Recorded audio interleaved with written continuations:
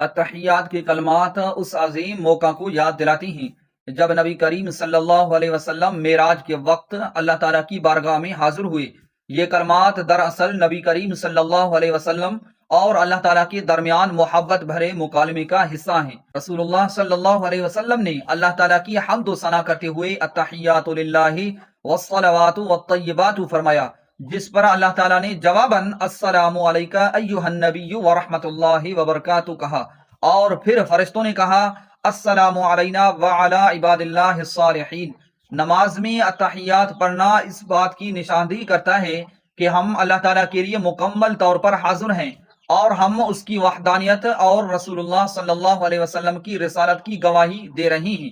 التحیات میں ہم اللہ تعالیٰ کی تعریف کرتے ہیں، نبی صلی اللہ علیہ وآلہ وسلم پر سلام بھیجتے ہیں اور دعا کرتے ہیں کہ تمام نیک بندے سلامتی میں رہیں۔ یہ ایک جامع دعا ہے